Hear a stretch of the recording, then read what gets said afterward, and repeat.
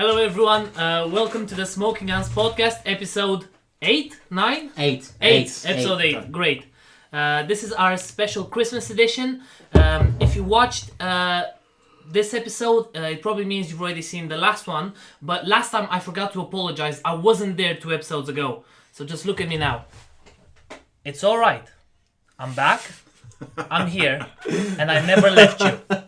You're gonna be alright. I'll never leave again. I promise I'll never leave again. Thanks for watching. I love you all. So we creeped out our guest.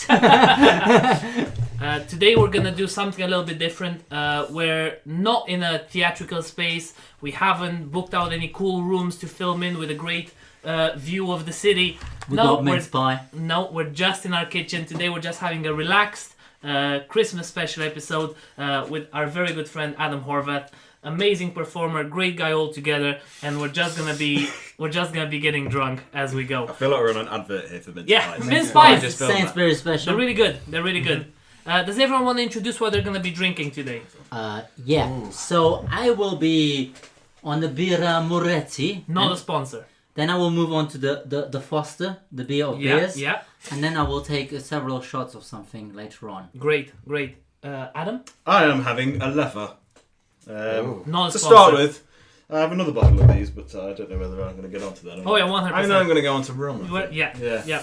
If I last that long. I think it's like an hour. Harry, what are you doing? I am delecting on Dirty. the... You're dirty. I've already been, taken out for this, but tequila with a lovely Hawaiian punch. Dirty. Not a sponsor, but I wish Okay. you was. It's a wonderful jungle juice. It's very nice. I Jungle wish I was juice. sponsored by tequila. That's right. And Yeah. me, well, I'm just gonna be drinking Don Papa. Listen, No. I understand. This is rums from the Philippines. I know, when you think about the Philippines, you don't think about rum. You think about Manny Pacquiao, one of the greatest boxers in the world, but you know what? This is a knockout.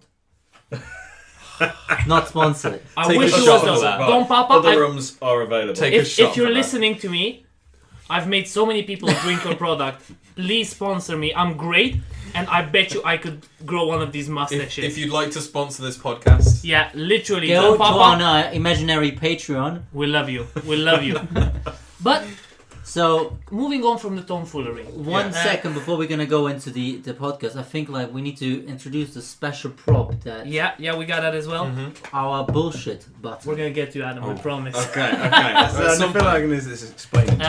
Later on we're gonna be playing a game with Adam in which we're gonna be asking him some trivia questions, and if he gets them wrong or if we get to answer first, he's gonna have to drink at least one shot. So hopefully this podcast will stay on track, but if not, we apologize in advance. While we're still sober. But first of all, we have with us tonight Adam Horvath.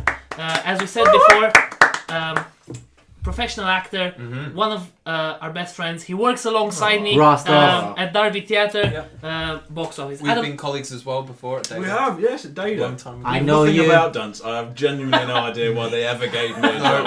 And I never turned up to do any shifts. But Data's a really lovely place. Yeah. We have It's great. shook hands before. We have. Yeah. so we all We've have done more than shake hands. That's not... so we all have a very personal relationship with Adam. Adam, tell everyone who you are and what you do. I'm Adam, Yeah. and I'm an actor. Is that it? Are we like? I mean, So, this is It's acting great. anonymous. yeah. So acting anonymous. Yes, it feels like that. Hi, Adam. Hi. How are you with your I'm methods? Adam. No, I'm an actor. I have been an actor professionally for how long? How old am I now? 26. Like 8 years. that's good. Well, it's 8 years, which is pretty cool. I've done loads of voiceovers. I've done loads of stuff at Derby Theatre. Recently written a play with another chap, Dan Ellis, who you all know. Yeah, very well. He's a great practitioner. So yeah, we've recently done that. Hopefully tour it next year. Yeah, acting. Is it a war one? Yes. Yeah, I've so seen it it. was. So we I've found. not seen it, but I've seen a poster. Yeah, yeah. We Dan had the space to perform the show before we actually had anything, and then we wanted to do a play that we couldn't get the rights for, which was a shame, or we could, but they were incredibly expensive, far more than we would ever make, which is a shame because it was a great play. So we just decided to write one, which was cool. So we sort of spoke about what we were going to write about, and we knew we needed to make some sort of return on it. So we decided, with it being the centenary last year of the end of World War One, that we'd do that. So we wrote a piece. We found an account from a guy from the Isle of Man, and we got that from the Imperial War Museum, and sort of wrote it around that. We pulled in stories from other people as well, so it wasn't just sort of an account of his time during the war, but it like someone needs to turn it into a film. It reads like just like a film. The plot of it is unbelievable.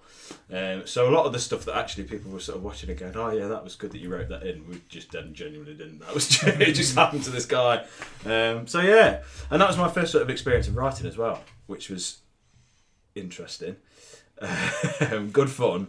But definitely a massive learning curve. I don't know how you guys have felt about doing stuff like that. I don't know what. I think it's never quite a choice. I felt like I never was given the choice to say, "Oh, do you want to write something?" It's kind of like came, or I wrote this. Yeah. Because we were asked in our second year module, we were asked to either bring something in that you want to perform, or something you've written yourself. And I was like, oh, I could think of something that I would like to play myself, and I wrote it. Yeah. And I kind of like fell into that niche more naturally. Yeah.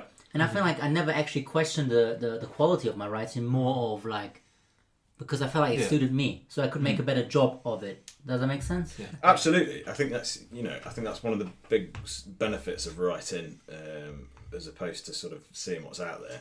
Especially as well as a new company, you know what you want to achieve, and it's difficult to find things that sort of fit your goal really. Definitely. We write with us in mind. Like we know who's going to be in those plays, and we write specifically for those people, for us and for other people. We don't know a working play with us. that has a English, Romanian, and Turkish German starring in it, so we were like, might as well. niche. It's a little bit of niche. What's the wordplay called? So it's called Moving Bodies. Yeah. It's about a guy who ends up doing the burial detail afterwards, after the war, and we sort of speak a little bit about that and his experiences actually sort of reinterring people. Nice and cheery. Nice. Can we see it anywhere? Is it going to be performed anywhere? So we at the moment we're just sort of in the process of we've got some funding put to one side for a tour booker. Nice. Which the lovely people at Derby Theatre have very kindly offered to us. So we're still sort of looking into that and who we get to do that. And then potentially we're looking now at a few dates, excuse me, in the summer of next year. Okay. And then a full autumn tour. Potentially, hopefully. That's amazing. So it'll be a rural tour. Cause I don't know, have you guys had an experience of rural touring? Not yet. I had an experience of meeting with rural venues, because Plains Blau invited us to come down to talk to some rural venues, and that was an experience as well, because the kind of questions I got asked was very different to the usual questions I get asked by venues. They were like, so does it attract an audience from 4 to 60? I was like, I don't know. Does it? I don't know if it does. Like, do you offer drinks? But I think, they do the tombolas in the interval. Like they get out. They're picking out, and Mavis from the back comes up and gets a bottle of wine that's been donated like 5 times from theatre bingo with the line. Yeah. You know, if your kid wants to go on stage, write his name there. Everything. Yeah, that's amazing. It's a different world. It's a different world, but it's good as well. And like in terms of audiences, cause I've done a couple now, and actually it's a bit of a gold mine, because you take it out to like some of these places in the sticks where a lot of people they're on in the sunset of their in their lives, perhaps you would say, but so they sort of struggle to get to the major major cities to go to theatres and stuff. Some of these places, they're 2 hours drive away from a theatre. Yeah. So stuff comes to them, and the whole village turns up. And it's like a big social, and it's amazing. And actually, they're very supportive, and they get to see a really good variety of work through Royal Auditorium, which I think is a good positive thing. That's how theatre used to be, though. It was very repertoire. Yeah. And then tour quite, like Ian McKellen, like the big names used to just tour rurally. Yeah. And that was the kind of thing. And I feel like it's changed and reverted into like location-based theatre. Yeah. But I mean, you've got like wonderful shows like Not Too Tame's Cinderella, which we went to go see for our little kind of Christmas do. I mean, that's going around all the different miners' welfares. Oh And my god, stuff. that was so much fun. They had karaoke at the end. So I did Yeah. We saw it the night after. I think. Brilliant, fun. So good. So good. Got way too drunk. But that's the kind, That's that's the good, kind of though. stuff you want to take to people. Yeah, You either want exactly. to take something that's going to speak to them emotionally, Yeah. or you want to take them something that's going to make them feel good that night. Yeah. Fun, And forget about everything else and just have a good time and a good night out. And what was good about Jimmy's show, it was that it sort of pushes the boundaries of what theatre is, and that's the benefit of going into spaces and making theatre Exactly. specifically for spaces that aren't a theatre. And so obviously his aim with that is to sort of appeal to people who aren't theatre goers, probably never been to the theatre in their lives. Yeah. And sort of realise that actually their stories are important too, and people do make theatre about them. And it's an automatic new audience. It's The show we're applying with, hopefully, to the Arts Council soon, is exactly that. So we want to take it into gaming cafes as well, Nice. and attract audiences from that sort of storytelling. They have a completely different way of telling stories by playing those stories, by being in them. Yeah. And we really want those people who maybe think, oh, theatre is not for us, to go like, do you know what? Actually, no, maybe it is. Yeah. Like, They're doing what they would ordinarily Exactly. do on a weeknight Exactly. or something like that. But And someone's telling them a story, and actually they can relate to that story. Exactly. We have experiences at gaming cafes where me and Andy went down and they had this game which is basically Mafia, if you know it. Yeah. We sit around a fire and they have different characters, and what you basically is like the There's village. someone's a killer. Okay. Someone is draws up the card and they go, oh, I'm the killer. And they basically have to try and kill everyone else without being found out. yeah, so it's like Werewolf, Mafia. Yeah. This one was Blood on the Clock Tower. Yeah, That's the name of but it. we were playing that in the gaming cafe, and we were like, this is theatre. Yeah, Like, literally, we were having an experience of theatre, and these people that wouldn't go to the theatre, yeah. they were literally acting. They were like, no, I didn't do anything. I didn't kill that guy. It Oh, was the person next I to think me. it's such and such. Yeah, and such yeah, And and we're such like doing having this amazing experience. Yeah, And we're yeah. like, Yeah. there's like such an untapped audience that. Theatre of the mind. Absolutely. All that stuff like that, like sort of. Did you watch Stranger Things? Yes. Yes. You know that the role play stuff and all that sort of gameplay. It did Dungeons and Dragons. Dungeons and Dragons, that sort of thing. We're not How hiding is that this. still on the table? It's all about the theatre of the that's it's how you present it, and actually I like that idea. That's good. Yeah. Yeah, that's what we're trying to do, because what can we bring new to the theatre that hasn't already been done? That's the only thing we do. We think what hasn't been done already, what can we bring to people that they haven't seen before, or maybe they go, you know what, I'd like to see something like that again. Yeah. That's And what that's do we we're trying to do. enjoy? Yeah, that's what. Yeah, what We do like we? having fun. Yeah. Is that so bad to just like I saw you guys do the frantic sampling one, Yeah. and what there's two things. What's that one called, Fatih? I forgot the name of Adam, it. do you remember what that one was called? The show that I did. Yeah.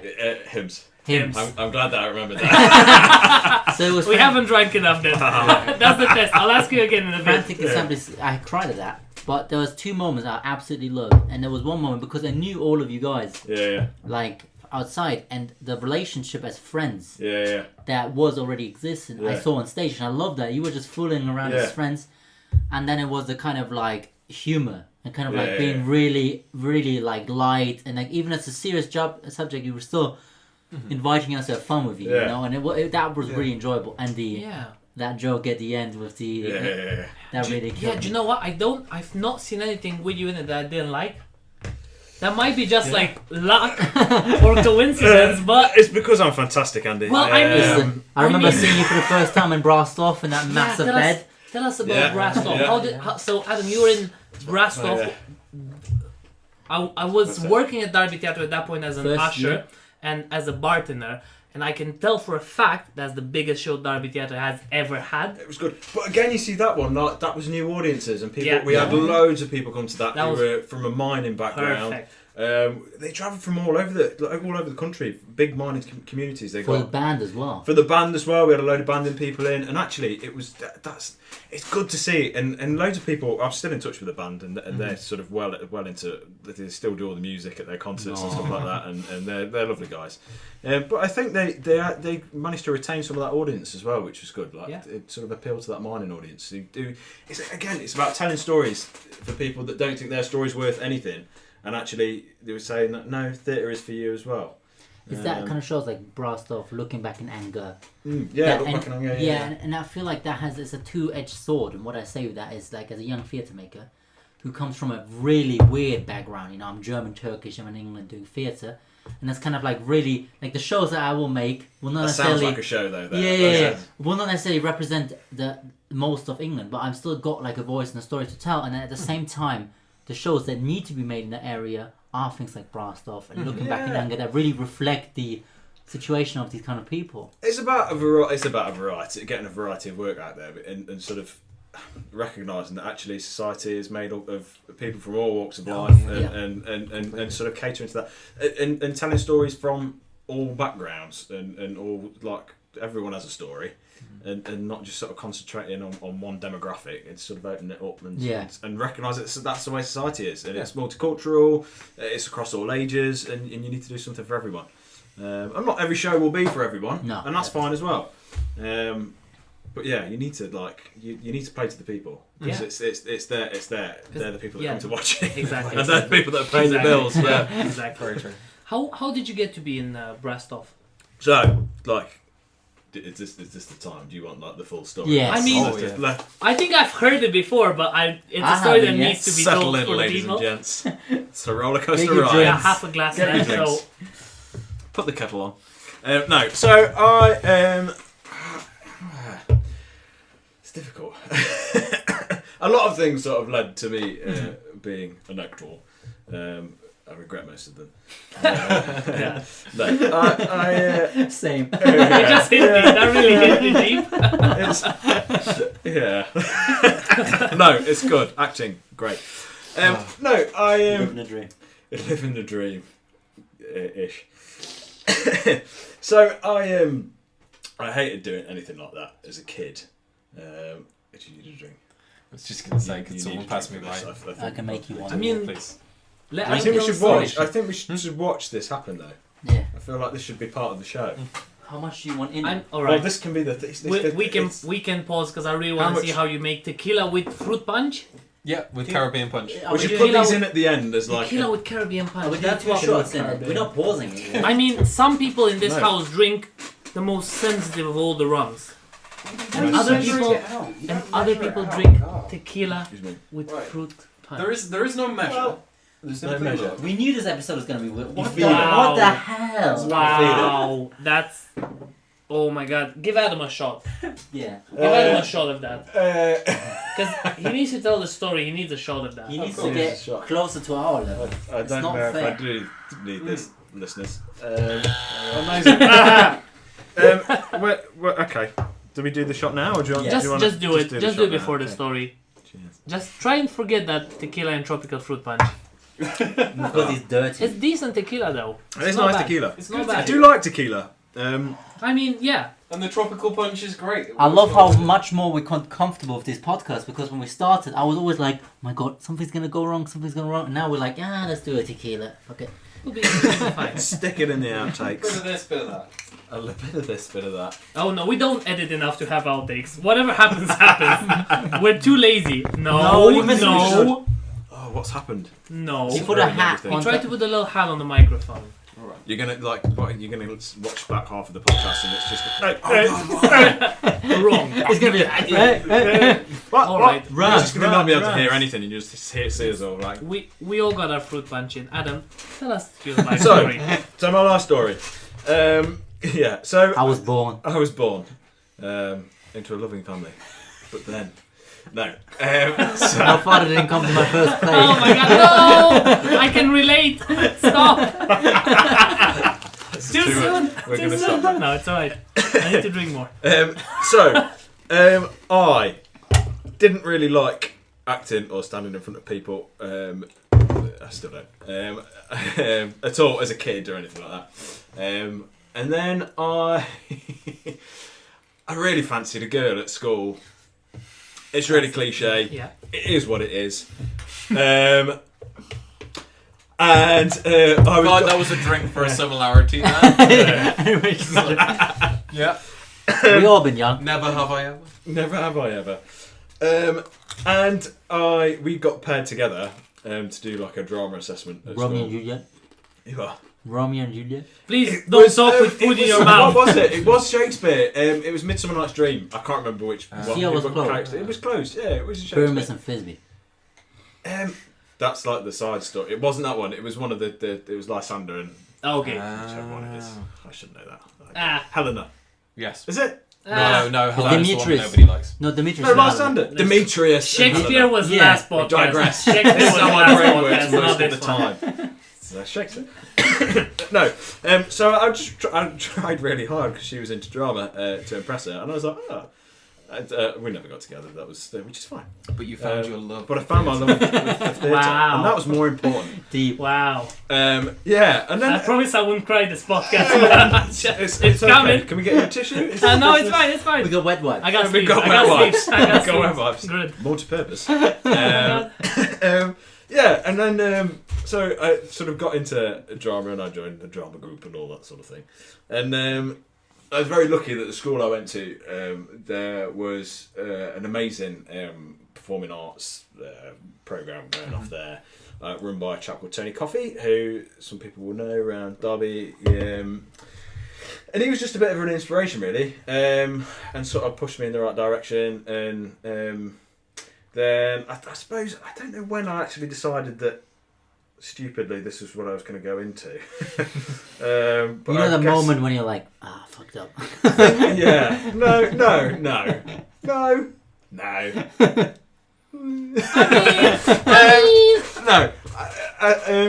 I think it was fairly early on that I decided that actually I wanted to do something in the industry. I didn't know what exactly it was. I knew that I really liked performing.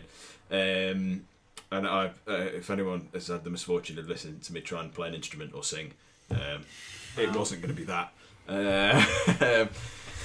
So I did all the youth theatres and local youth theatres and stuff like that. And then I was very lucky when I was in like the second to last or last year of college. I did a youth theatre over at Nottingham. As well as all sorts of things, and the woman that ran that was good friends with a voiceover agent in London, and said, we need to put you in touch with and all this sort of stuff. And so I went off down to London to meet this woman. It was all very posh in the middle of Chiswick, and they had all these posh cars out the front. It was very good. Went in and did some readings, and she was like, yeah, we'll sign you. And then I spent a couple of years sort of doing voiceovers. I did all for about a year and a half, I did like the CBBC channel, all the linkings in between. So I did them Mondays at 5 only on the CBBC channel. All that sort of kind of for ages. That voice. That was me for I have no clue as a foreigner. I knew that. I've heard that story before. I did all sorts like that. And that was really good. And she'd get me other bits of, she'd put me up for Corrie and the big ones where the big break days. Coronation Street. Thank you. Okay. Sometimes I have to. Okay. In case that's a national institution. If we have any foreigners watching, get out. Rex. take a shot. Yeah, 2 fingers. I feel like this is going downhill. No, I love it.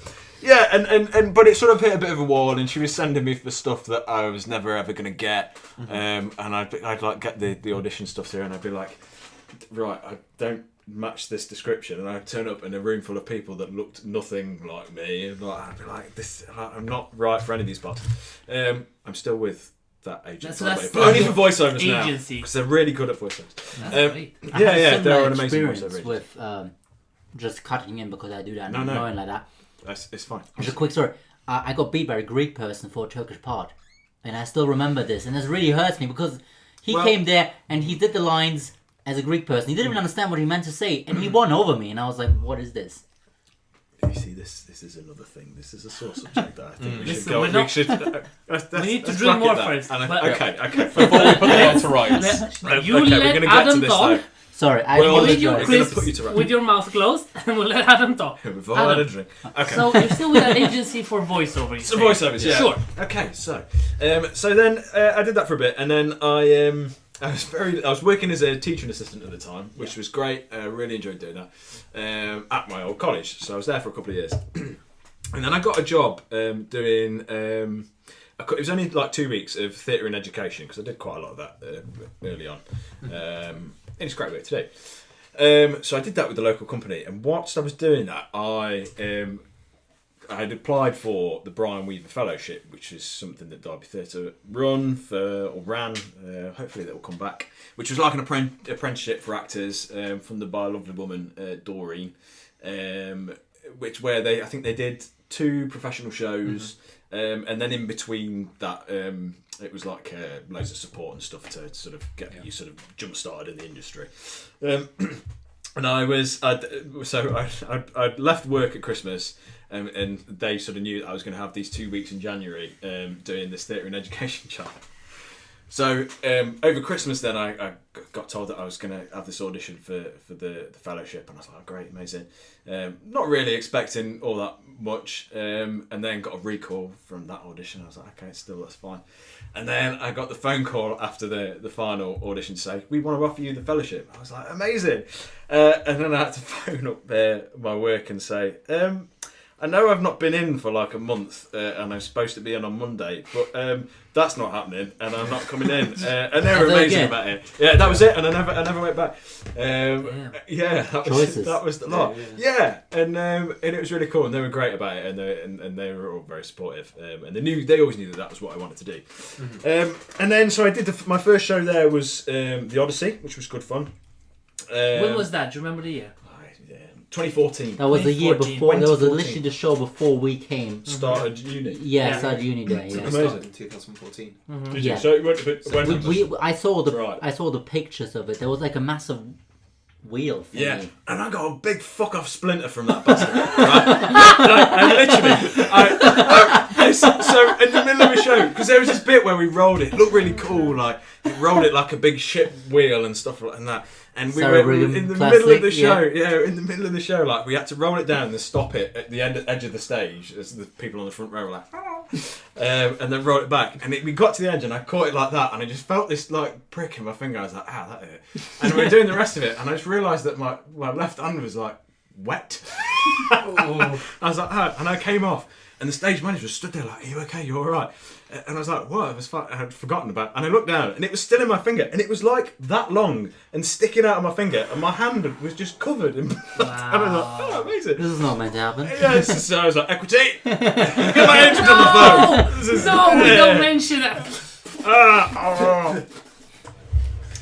May we never use it. We have it equity, if you are listening, we love you. I will pay my subs. Oh. At some point. I'm gonna need I am late. No, God, no. It's expensive. I'm an actor. To equity. To equity. Some things are sacred, God. Sponsored by? Maybe. Who knows?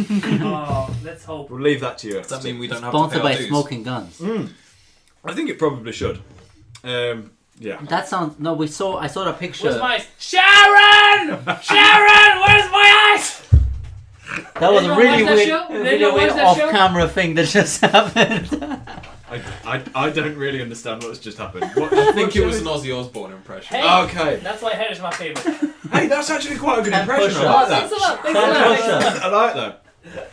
Thanks a lot. But yeah, no, I saw the picture and I was like, that looks like a cool show. Yeah, it was. It was really good fun, and the design was amazing on it, and amazing people worked on it. And that I tried to read the book, got halfway in it, and I was like, yeah, no, I didn't do that either. That's what synopsises are for. Yeah. It's like Homer from Simpsons. No. It's fine, you just go on Spark Notes. Yeah, and it tells you. No, if you want to be an actor, do your research. It's really important. Yes, it's very true. Learn about your characters. And it's just really good. Unless there's a movie of it and then you just watch the movie. Oh, God. That's fine. Yeah. No, that is real world advice. Yeah. That's strong. Okay, Thanks. that's fine. Yeah, so I did that, and then very luckily, in between, it's my life as an actor has been very up and down. So I got signed with one of the people that was in the cast. I spoke to all their agents and cheekily, and asked to go and see them, sort of thing, because they'd already been to see the show. Mm-hmm. So I went to meet a woman in Manchester who asked me to prepare a load of stuff. And I won't mention the name. That's fine. What sort of stuff? Like an audition piece. Just monologues? Yeah. Like just to go in and meet her and sort of chat with her. And like a Shakespeare one, like more than one. It was just. I think it was just one, or maybe it was two. I can't remember. It's not important because I never did them. So I turned up. I sat down. She came in and she went, "Yeah, we'll sign you." And I was like, "Oh." Do you know what I hear me read? And she was like, "No, we can do something with this, like the whole." And I'd worn like what I used to wear, I still wear, like a check shirt over. Like I looked a little bit casual, probably a bit too casual. And she was like, "No, I love the whole sort of northernese sort of." I was like, "Okay," but I bought it. I was like, "Okay." She never heard me read. I don't even think I had a show reel at the time, so she literally had no idea. Fuck that. But she saw me and she was okay. You. She obviously saw me and saw like in the eyes. It's all in the eyes. It was a Marlon Brando moment. It was Yeah. just like, That's he's true. good. Yeah, from him. yeah. Maybe she thought I was auditioning from the moment I went in the door. Maybe I was to some extent. Maybe you were. Wow. Aren't we all auditioning? Wow. I'm sorry. I am so sorry. So yeah, she saw me. And you're gonna have to edit this out because this is too long. Okay. Okay, fine. I'll talk some more about me. Yeah, she signed with me, and then a strange sort of series of events unfolded. She then they got burgled. They were like central Manchester. Who's the agency? I can't remember. The agency got burgled. The agency got burgled. The actual agency got burgled, right? Yeah. That sounds like The one of casting us. agency I was got burgled. like, you like, can you imagine? Like, What sort of money do you keep in a casting agency?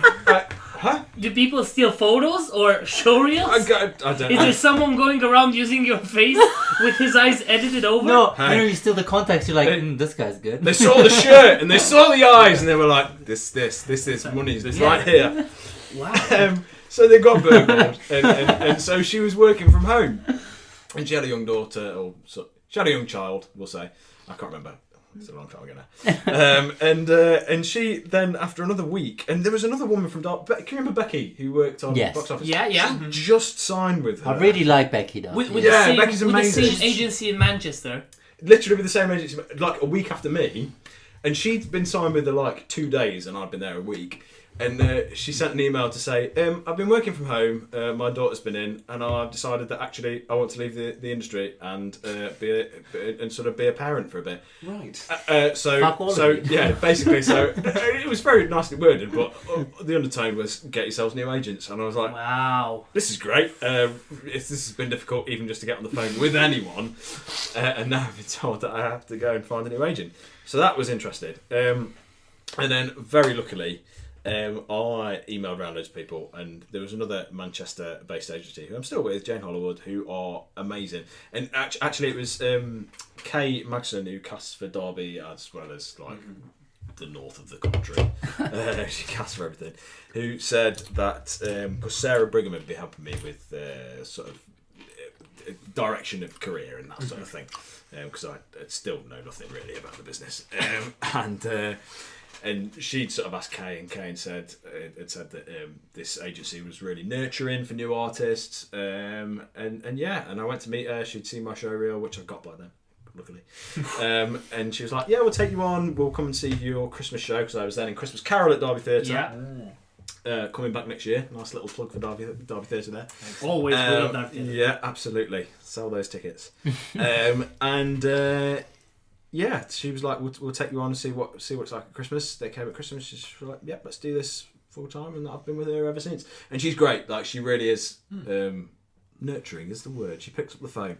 She's like, she's got her head screwed on as well. There, you wouldn't want to cross. And it's kind of like a thing that you need, and like coming back to the kind of thing like how alone you feel sometimes. We're really fortunate. We are as a company. We always can like rely on ourselves, but like as a solo artist, how alone it sometimes can be. And I remember when I was younger and I was just only 14, 15 when I had my first agent, And I was like, I got a phone call, and I got 1 month later, I got no or yes or something like that. There was nothing in between. And then I kind of like anxiety of, have I done well? Have I done well? Kind of like thing. And it was just like, and I feel like from that point onwards, I decided that wasn't, the aging game wasn't kind of what I wanted to do in theatre. Yeah. So I'm really fortunate for the kind of like new avenues that are created with, you know, making your own company and pushing that thing kind of forward. And I think sometimes they can run in sort of tandem as well. I mean, for me, like, that's very much what I want to do, is I want to act. For now, that might change in the future, I don't know. But I don't, like, writing as well was interesting. I enjoyed doing that this last time. So I'm interested in doing a bit more of that. But like that's what I want to do at the moment. I just want to act. I really enjoy doing that. But like Jimmy, for example, with Not Too Tame. From Not Too Tame. Not Too Tame. Like, you can edit that. You can edit it. It's fine. What did I say? 16. Listen! Don Papa. Don Papa. Don Papa.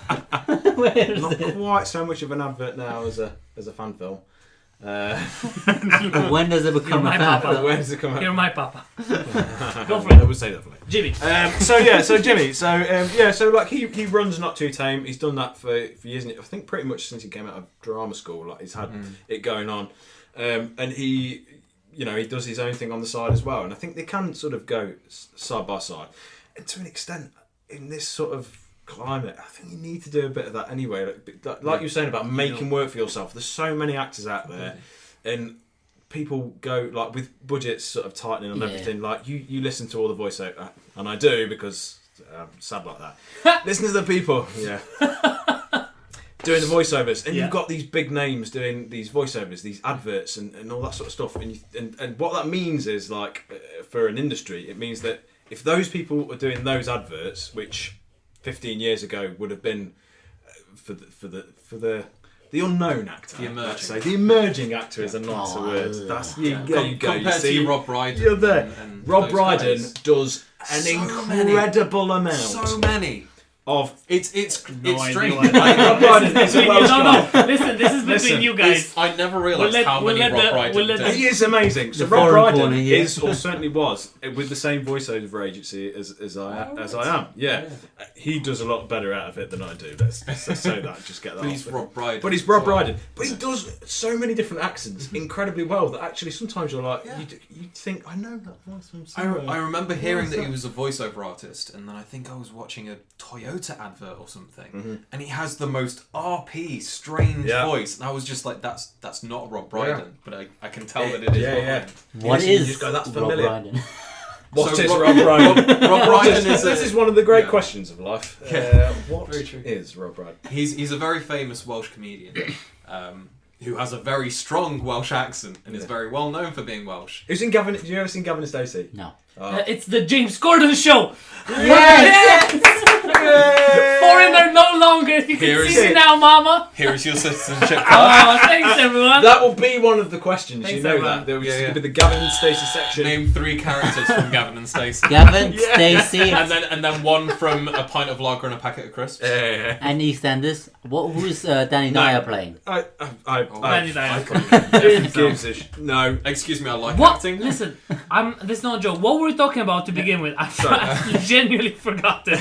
So it was Adam's I do life, actually like Danny Dyer. and then I don't know him. Okay. I do actually like Danny Dyer. no, of course. Sorry, what were we talking I love him about? on Love Island. Theatre. I love him on Love Acting. Island. Love Island. Yeah. Yeah. I don't know. I don't Listen, watch that either. everyone, we're gonna keep it there for a second. We're gonna try and Reread. remember where. Oh. And we're back, everyone. It's the next day. Adam has slept here because we got a little bit rowdy. We promise you this time we're no longer drunk. It's gonna be a great podcast. I still don't remember what we talked about last time.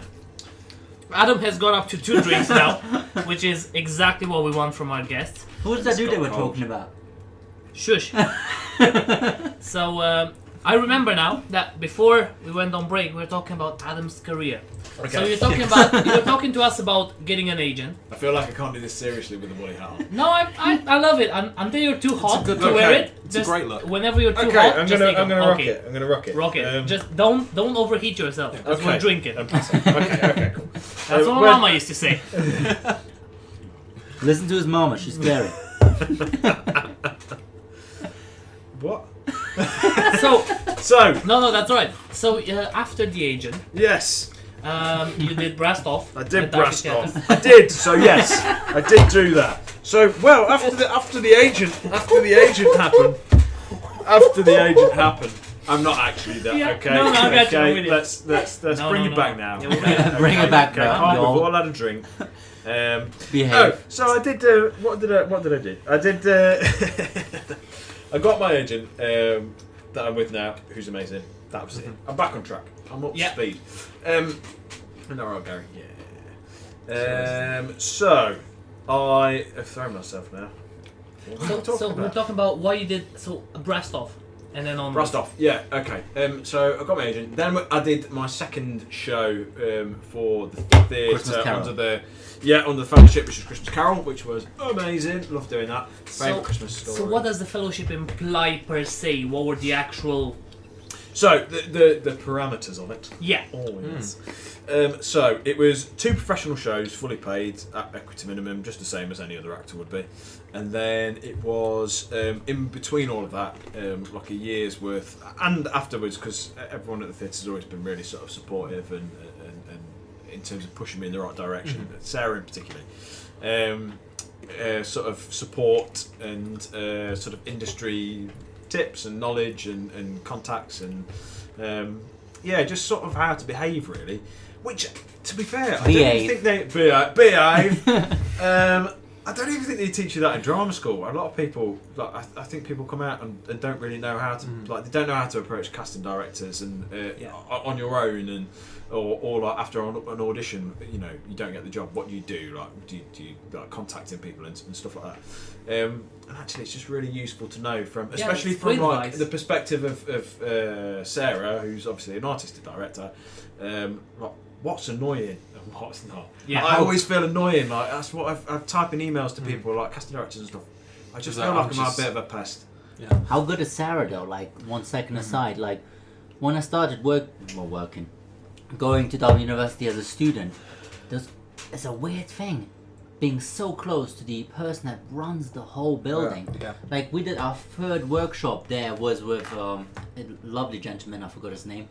But she was in it, and the whole cast of the one with the girl. You remember that? You need more information when you more start a story. But there was the whole cast of a play that she was doing at the time that was there, and she joined into the workshop, and then she got my name, and she always referred to me with my name, and it was always that kind of like close relationship, and you really felt nurtured. Yeah, it's really rare in the industry to get someone who actually cares about the performance, especially at the beginning when no one else cares about you, which must have been amazing for you.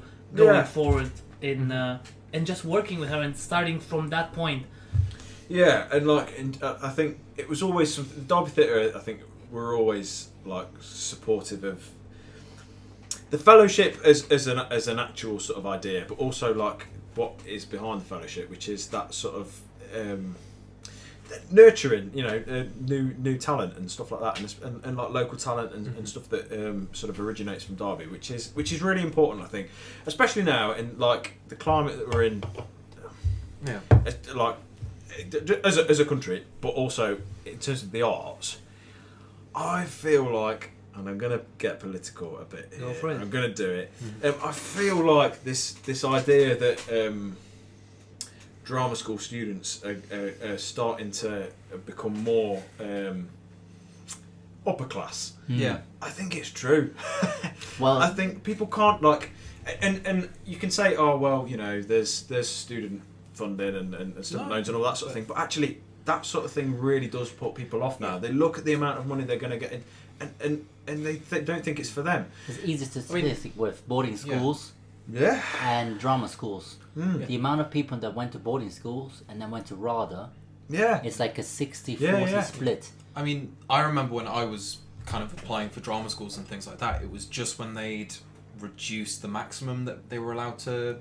Yeah, just gone up to like 10 grand. So they were allowing them up to like 10.5 grand or something.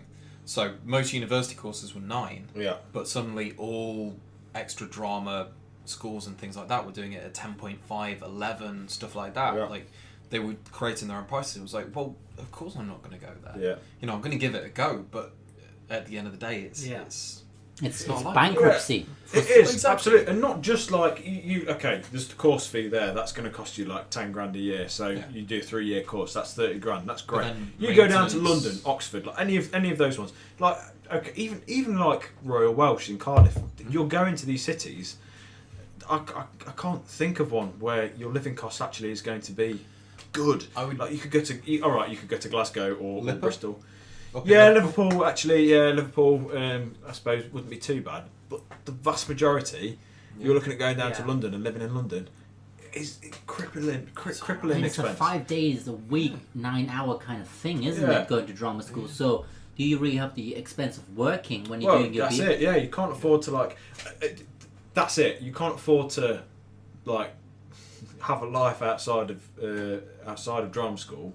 You can barely afford to do it in the first place. So actually, all it ends up being, and actually the industry is like that as well, is people whose parents can afford to pay for you to live end up going to drama school.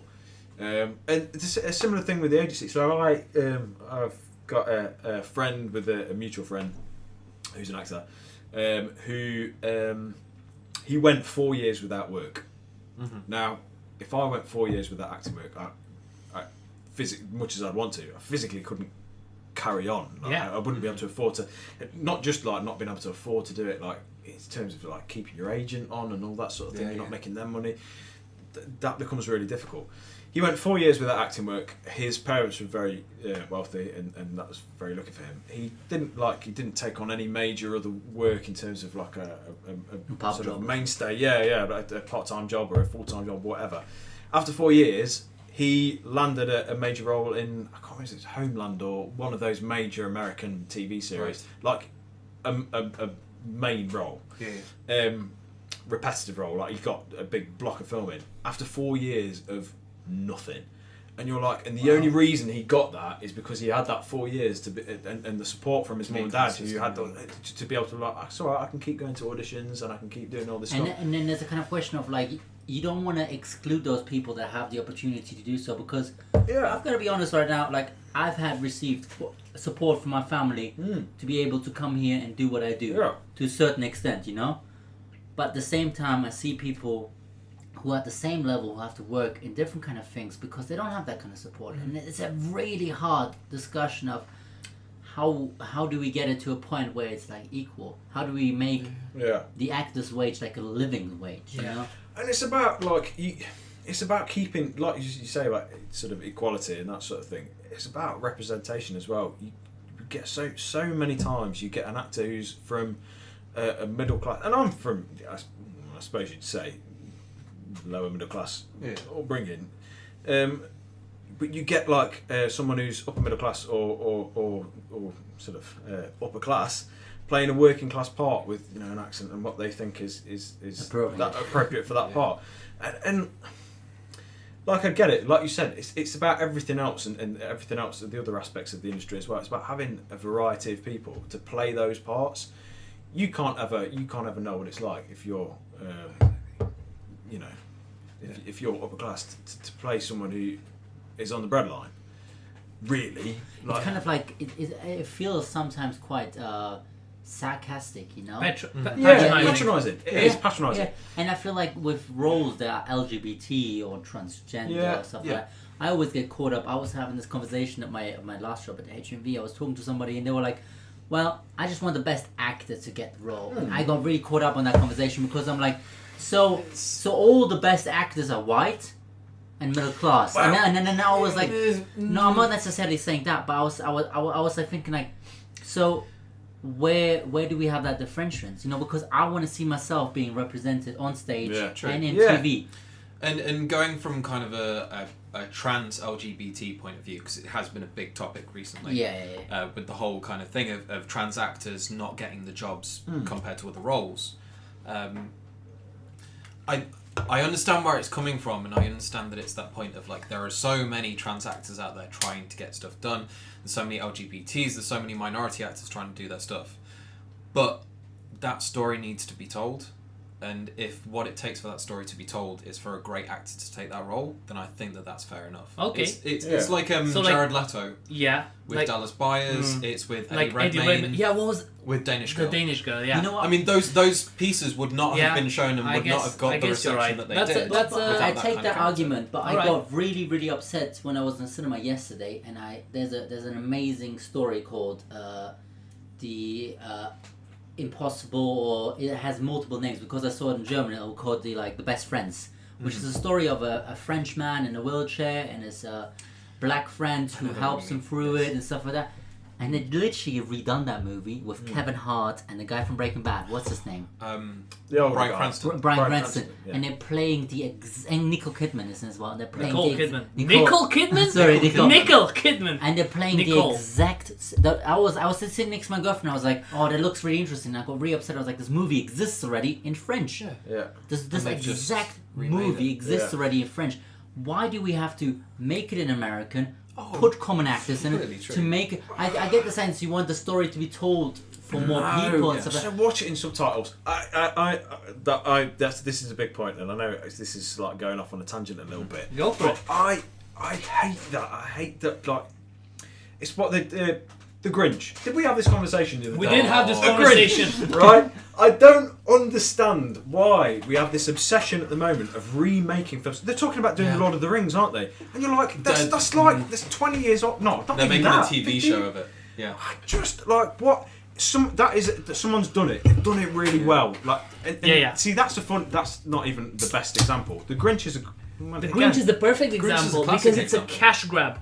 They literally went, I want some money. Let me take that money away. But I mean, somebody had already done it. I mean, you look at the old school classic cartoon, and then the thing that Jim Carrey created. Yeah, but I think that there's a difference there because you already had the tool, and now you're remaking it in 3D animation by the same people who did the Minions. Yeah, that's the one thing. It's like, how are you upset, God, about this? That's how I'm upset I got about the French movie. Yeah, but exactly. But because I am a Grinch myself, and they don't represent me in the right way. Yeah. Jim Carrey was me. Jim Carrey was hate, loaded entirely. Now you've taken it and this very edgy film because he was edgy. Jim Carrey was edgy in that film. He was Jim Carrey. Yeah, and now they've taken. They went like, oh well, that might offend someone. That might offend people. Yeah. Let's polish it there, and they give you this like. They've buffed the edges from exactly. it. They've polished it out. And they put Benedict Cumberbatch. To play the Grinch. It's amazing. Who I love, but he is the whitest of white. Come on. With Eddie Redmayne. He is the white bread of acting. You tell me that film was made for any other reason than a cash grab. Yeah. That's exactly the thing, they're always same cash way grabs. Fantastical Beasts and all that kind of thing, and then some of the new Star Wars films, and it just feels like it's not necessarily. But you're right. Representation is definitely a big issue. Representation, but also like off the back of that, I think the thing that I find most upsetting about it is the loss of creativity. Like you want to do something, you want to make money, so write something new. Yeah. Get some new work out there. Fantastic films are being made every single year. I work at Quad and I get to see some amazing French films. Yeah. And like you say, Mandy, which is the most recent Nicolas Cage. We watched a movie about a deaf So probably the best film of the year that I've seen so far. Fatih called me while I was at work and said, "Hey, do you want to see a film about a UFO suicide death cult?" Yeah, The Endless. UFO suicide death cult. I was like, of course I want to see that film. What are you talking about? And it was amazing. I've never heard of it. I've never heard of it since. It's called Endless. And it was amazing. But people will never see it because they don't have any big actors. They didn't have a huge Hollywood budget. It's always about what's making money, which makes sense. One of my favourite was a French film which is called 128 BPM. It's a French film based around dancers in the late 80s to early 90s who all want to go off and essentially try and do this tour in America. And it's at the end of the time that they've devised this entire workshop and they have a big party. Like someone spikes the punch with LSD. And that's the basis of it's the basis of the film. But then it's this amazing tale of these dancers like expressing through both the dance art form and narrative and these complete like through shots that just last for like 5-10 minutes as someone's walking through the entire establishment, and there are these crazy little expressions towards Dante's Inferno and all these different bits of French culture, and it was the most amazing, fantastic film. But everybody that I talked to is like, I didn't even know that film exists. Sure. And I think like one last film that I want to reference before we move on from this madness is Old Boy. A movie I saw when I was way too young. So that's a Korean film. So yeah, South Korean film. I was gonna introduce this, but I was about 15 at the time. Sorry, I was 15. I was 15. I was 15 and I watched Old Boy at home. I got a copy from a movie thing that don't even exist in a Blockbuster kind of thing, but in Germany. Yeah. And I sat down. I watched Blockbuster, yeah. and I watched this movie and it blew my mind. It was Western blockbuster. It was violent. It was disgusting, but it was really good. It was like captivating how weird it was. And it gone by 10 years, and then suddenly I flick through the TV and I get an advert, and then Old Boy, and I'm like, oh yeah, cool, they're remastered or something. But it's the exact same story, exact same But just thing. less good. But American actors. All of them are either white or like black American actors. And I'm like, and you know what? The movie bombed. And it bombed because it wasn't done the way it was meant to be done with Korean actors in Korean. Because it was trying to pick up on that nostalgia. Rather than making what it was, it's just gone, oh, people love this story. We'll make it with new people that people like. Again, tangent. Did anyone see the American version of The In-Betweeners?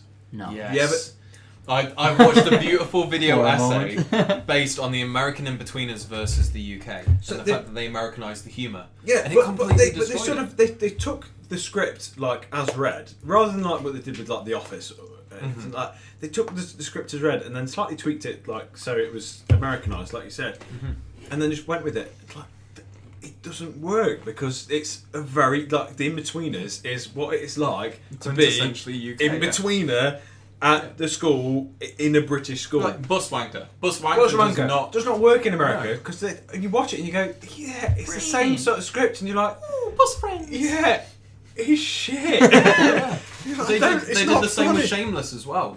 Shameless completely destroyed because that council estate life doesn't exist, and that's what Shameless is, and it's a beautiful representation of that life. And the comedy and the hilarity and the chaos that actually exists there, and the US doesn't have an alternative that they tried to create. That's true. I think it's time to go on to trivia. No, not yet. First of all, Adam, tell us, as soon as you finish that mince pie, tell us, what do you do when you're not working though? So when you don't have a big part in a main house production, Which is most of the time, folks. or when you don't write your own shows that you perform in rural touring studio spaces, how do you make any money? So otherwise, I do a lot of things. I know you do, but I Most just of want them I to tell can't talk people about. how many amazing things you do. Because in my mind, you're like the Daniel Day-Lewis of theater. This is what I think as well, Andy. But I think, yeah. this I is, mean, Nobody why- understands. that's why everyone we else have has you yet on. to realise it. So Yeah, I want to see you play Lincoln. What's the British Lincoln? Churchill. I want to see you play Churchill. I'm a bit. You could probably do it. Prosthetics. I love you, bro. They do that now. You do you. But tell us what you do. So, how do I even explain this? So I do a lot of medical role play. You didn't think this was going to come up, did you? No, I wasn't going there, but go for it. I do a lot of Can medical we role talk play. about this on the podcast, or...? Yes, we Is this can. safe? Is this safe? We probably shouldn't. Safe This for is work. what we're going Safe for to. work. Go for it. No, so I do like a lot of. So basically, when docs are training for the NHS, this is a sensible idea, rather than sort of putting them out on real patients, they get actors to simulate different. I do a lot of psychiatric stuff, which is really good for Sorry, my I'm job. laughing, but I didn't mean to. No, it's. It sounds amazing. It is. Sometimes it can be really funny. In fact, I did one the other week. So you get so people when they have what they call mania, which can be like if you've got schizophrenia, you can have periods of mania, and very often that centers around like a sexual thing. So if like people like their sex drive goes through the roof, so you have to sit there with these training doctors and be like touching the leg and like stroking them. Oh, I look at your eyes. You're beautiful. Like, should we just have sex? I love this. Stop, Adam. Yeah, I know. Because they yes. And they because that's not anything they've dealt with before. Like having to sit in front of someone who's being that forward with them. Yeah, naughty. So it's good actually. It's good obviously, practice, it's a very though. serious condition and all that. But it's good practice for them. Good practice for them, and it's good fun to sort of put them through their process. Yeah. And it's something that they need to learn. And invariably, Exactly, because it's better to learn on a professional actor that can always go, all right, that's too much. and stop. Yeah. And it's okay. Rather And than not on ruined someone that anyone's actually life. has a condition. And it's all good. Yeah. So I do quite a lot of that, and there's a lot of it going on more and more as they realise actually this is a really useful thing to do. I get sort of work doing that, which is really good, and actually the vast majority of them are amazing, and it's sort of learning for them. It's learning those personal skills that sort of they learn all the knowledge base, and I have no idea how they do it. It's incredible the sort of knowledge base that they have to have. But it's about sort of getting that good bedside manner, and that's what freaks a lot of them out. I think about being able to you take it as for granted, like being able to stand in front of people and talk to them, doing what we do. But actually, for them, they really freak some of them out. And often it's the ones that seem the most academically able that struggle the most because they know the technicality of it. They know all the conditions and all that. They've got it all. The personal side, they just don't. They can't do it. The bedside manner, or they think they can't do it. And actually, that's really useful for them to sit next to someone and know that it's not going to go horribly wrong. They're not going to push this person over the edge, or because there's all sorts of stuff like that. Yeah. It's a safe environment for them to learn and try stuff out and know how they make people feel. So I do a lot of that. What else do I do? Did you? Sorry, you were going to say something. No. I think we got a very similar call when we were students. I didn't get it. Yeah, I was about to say, I thought you auditioned for it. Yeah, I did. When we were students at Derby Theatre and Derby University, we used to get occasional call-outs where it would say that they wanted people to come in with the psychology students. I did that. Yeah. I was going to say, I thought someone did it. I did. So you used to go in with like the clinical psychology ones and essentially be a patient for them. And you'd come in and display a certain thing, and they would have to kind of work with you and then determine how you were and all this kind of stuff. Gary got a roll over me, and he's just reminded me about law students. Oh, the law student trailer. That's right. I'm going to link that on the description, just so far you can remember that moment. But yeah, no, I did the University of Derby law student trailer. Nice. Which is ever so terrible, because it was my first time ever really on camera. Doing in front of camera work. Yeah, so that's a lot of work that people don't understand, where you can get a lot of money out. Just doing like little infomercials. Yeah, And just like ask him what else he does. Talk about him more. No, it's okay. So what do you do? What do you do for money? No, but there is money. Like there is money. People from other industries value people from our industry more than we value ourselves sometimes. Yeah. It makes you realise, actually, Mark, because the medical stuff is really well paid. Everyone, if you're a struggling actor, seriously, look at that. Because where else do you go for that? You can't go to patients. You can get to extra patients, but a lot of them have sort of trauma related to. Yeah. And it'd be kind of unethical, or unethical? Is that the right word? Yeah. Unethical. Sorry, for a moment. I mean, nearly. So I mean, you're close. that's fair enough. Unethical to get somebody who has suffered from a past condition to be like, can you just Let's relive that. Come on. Okay. We want you to feel really, really awful, like you did back then, so we can do some play. Do you feel like it kind of helps you as an actor as well to kind of flex those muscles a little bit, and it's almost like a it does. a workout for that? It does. Like in terms of improvisation, actually, it's a really safe environment to improvise because they have, like, as doctors, they have a list of like a structure that they're supposed to follow. They don't always, but the vast majority of the time they sort of follow a structure. So it's like someone's guiding you through an improvisation, and you then just feed off, which is sort of the point. The way that they deal with you as a person. So personally, like you feed off that, which is basically what we do as actors. I was going to say it's almost like reacting to another person. It's literally on the most base level reacting to a reaction, to whatever theirs is. And actually, it's really nice to just say whatever it is that comes out of your mouth, and sort of feel confident that that's all right. So it is nice to do it. That being said, often when you do these ones, they like you do 10 people at a time, so you do the same thing 10 times over, and they all have the same structure. So you end up falling into like a pattern until someone either goes horribly wrong or is absolutely Really good. amazing. Yeah. And then you just go, oh, this is different. When I used to do it, I used to instantly know the people who were really good. Yeah. And it was really difficult to not really help out the ones who were bad and just try and lead them a little bit. We said this. Yeah. It is because you want them to do well because they do such hard work. It is. Again, politicised and stuff. Sorry. But like, it's how difficult is it to spend all those years and years training? You want them to do well, and to an extent, they'll learn it on the job. Come on, that's true. It's okay. Yeah. But it's very similar. Don't you want to ask me about exactly. risks and ask me about my relationship with my wife? I'll tell you. But it's very similar to that moment in improv where someone's just saying no to you. Exactly. And you're coming up against that You're like, barrier. come on. You need to come on. It's about hinting and going. Come on, give me something different. Like. Yeah, that's true. What else do you do for money? Okay, fine. We won't talk about that anymore. Because I know at least 2 more things I know. I know this is one you're waiting for. But, there's one. The reason why I called you the Daniel Day-Lewis of my friends, at least. Oh shit! Yeah, he did do that. Yeah. So I don't know how this happened. I don't know, but I love it. Most people that my family don't understand. This sounds worse and worse. So I'm going to carry on. I was about to say, do we need a drum roll? Yeah. So I make furniture. I don't know why. I didn't know where we were going with that. Ooh, my lord.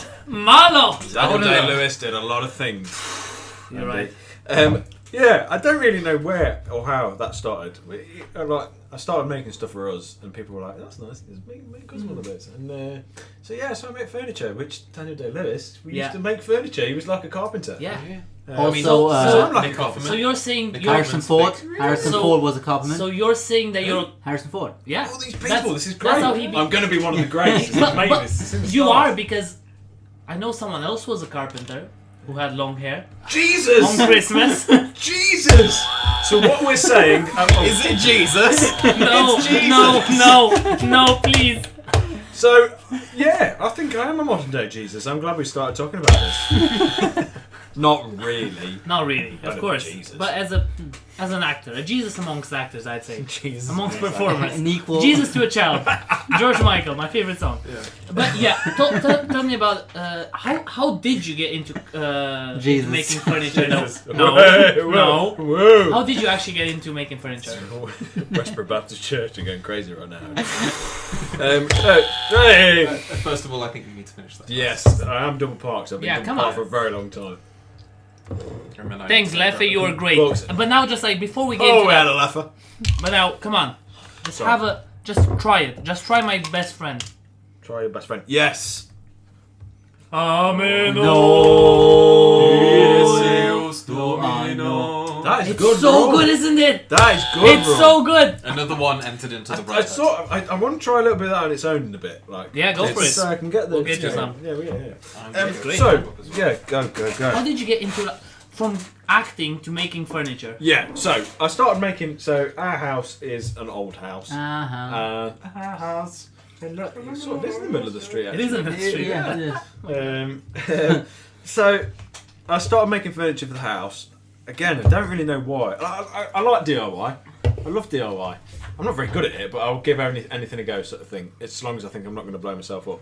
And sometimes when I think I might. Yeah. Gotta go for it. Yeah. So I started building a load of furniture, and people liked it. So I started selling it, and now I sell it. That's what I do. It's not registered, but we're called Dapper Duck Furnishings. Have a look. Ooh. Dapper Duck. Dapper Duck, Duck from Derby. Nice. Derby Duck, yeah. Hey up me duck. Dapper Daffy. Nice. That wasn't actually deliberate. I just hey, subconscious. Go for it. Yeah. Improvising. I love it. With my subconscious. So we do it. I like that these are plastic, by the way, non-smash. Yeah, we're careful with our guests. Yeah, very good. And we're cheap. That's true. These are the good ones. They're not the flexi ones. Look at those. True. They're nice. That's true. Sorry, we started talking about furniture. Yeah. So I started making furniture, and now I do that on the side. It's nice because that one at least is flexible, and it's at the point now where it's not quite, but it's not far off like a yearly wage. Obviously, it's not sort of consistent, but it earns me, or it does okay. So, and I can drop it in a day's notice if I get a phone call and say, can you go down to London? Can you go and do this? Like, yeah, no problem, I can go and do that. So it's good to be flexible. Yeah, that's exactly like acting. Exactly like acting. You act when you have a part, but with writing, you can write whenever. Yeah. You don't have anything. You have 2 hours free. You can do some writing. Yeah, and I love that's that. nice as well. And it keeps your mind in it as well. I wish I was good at something apart from. What? I don't know. I'm not good at really at anything. He's good at but I finding wish a I ball. was good at something. I'm gonna pause it there. There we I go. wish I was good at something. What else do you do apart from from being a carpenter, from doing medical roleplay? What else do you do? So, Andy, I work at Derby Theatre box office, which you do too. Let's talk about that for a while. Let's talk about that for a while. Let's. Ladies and gentlemen, I feel like I haven't spoken enough on this podcast. And therefore, in honor of Adam, our guest here, we're going to do Andy's Rants. Andy's Rants. Can we have some graphic here? Is there any graphic? It's going to be right. You're editing this. Can Here. you give me some It's graphic? probably not Andy's money Rants. here. Andy's Rant. Maybe Just here. In gold or Yeah. something like that? I mean, whatever you want. I want pure Comic Sans. Comic Sans. You need to stand up. All the You need way. to stand up. The You king. need- Yeah, you need I to do. I do You need need to stand up. stand Adam, if you just jump in whenever you want to, but Okay, what we doing? as someone who works on box office, Yeah, I feel I've like got I this need to a say little- to you. If you ever call to book tickets to someone, these are a couple of things that you maybe should think twice before you do. Tickets are non-refundable. First of all, tickets are non-refundable. We tell you this when we sell them to you. It's not me. I don't get that money. That money doesn't go in my pocket, doesn't go in Adam's pockets. That goes to the theater. Not always. Once we've sold that ticket to you, it's your responsibility to make sure that you can be there. If you get ill, that's fine. We'll try and refund you or give you another date. But otherwise, please try and make sure that when you book a ticket, you know you can make it. Otherwise, if you call me on the phone to book some tickets, and then I'm really nice to you, I sell you the tickets, we have a great chat, and at the end you say, "And can I say, young sir, I understood every single word you said." That might be a little racist. That might be a little Seriously? racist. See, you've never told me that. I didn't know, but seriously. So yeah, that's exactly Brilliant. what happened. Someone called, and at the end they went, "And can I say, I understood every single word you said." Brilliant. I said thank you, Great. and I said have goodbye. a degree in England. Thank you. And then, yeah, I'm like, Degree in England. yeah. So I was like, well, thanks a lot. That was really nice of you, but also a little bit racist. Yeah. Casual racism. Yeah, that is. but Casual racism. at least he was trying to yeah, be nice. he thinks he's not. I'm assuming it's a he. That's true. Yeah, there you That's go. true. But you know That's who what we wasn't call trying to be nice? A microaggression. Do you know who wasn't? That's true. Do you know who wasn't trying to be nice? The lady who called to buy tickets, and then when she found out that the tickets were too expensive, she asked me, "And young sir, can I ask you, when does Build-A-Bear close?" "Madam, I don't know when Build-A-Bear closes. It's not my job. Seriously? I don't work It's like at Build-A-Bear." directory. You like 112. Come on. Amazing. I'm trying I to didn't sell know some that. tickets here. I understand sometimes they're expensive. I don't make the prices for one, and for two, I barely go to Build-A-Bear myself. I don't get paid enough to go to Build-A-Bear as often as I want. So please, if you want to know when Build-A-Bear closes, go to their website, because when I go on their website and look at when they're closed, I go, "Do you know what? Maybe I should go Build-A-Bear myself." But I cannot, should. because I'm there selling you tickets. Thank you. We're going to take a little break. We're going to film this again tomorrow, and we'll see you in a second. Bye-bye. And we're back, everyone. Oh, thanks. I messed it up that time. That's alright. Hey, day 3 of Let's the do the whole podcast. podcast again. No, hey, Let's start again. we've had some Day good 3. stuff. We've had at least good 10 minutes in there. Welcome back, everyone, to our ASMR channel. This next Is this for you? ASMR is man eating gingerbread, so this is what you tuned in for. Hello, everyone. This is me eating gingerbread. Is that like, I'm doing ASMR. This is me eating the bottom of the gingerbread man. No. Okay. Is so weird. Thanks, everyone. This is the what you tuned in weirdest for. thing we've ever done. This is the weirdest thing we've ever done. Jon Snow is sitting next to us. But we're now. Nothing Jon Snow. Oh my god. Season 9 coming shit, soon. sorry, carry on. Look out for it. Look out for Season season 9. We are now going to do the little trivia game. Me and Adam are taking. me and Adam are taking on each other. So basically, it's gonna be a meeting of the minds, theater knowledge, and another knowledge. Harry, would you like to ask us our first question? So the way it works is, I don't understand what's so funny. The way this works is Harry's gonna ask us a question, hopefully based on theater, and then we have these two things that we've been using the whole time. Whoever answers first gets to say the answer first. If you get the answer wrong, I get a chance to steal the question. And you have to do a shot. So answer. So whoever gets it wrong has to do a shot of tequila. If both of us get it wrong, you have to do the shot. I may need someone to help me pour the tequila. My eyesight has been getting a little... I think we should try it anyway. Fatih's gonna pour it. Okay. So there is one on the table currently. Say we share it. I like it. Do we want It's me like more we central? want one. Yeah, that's it's good. fucking between us. Yeah.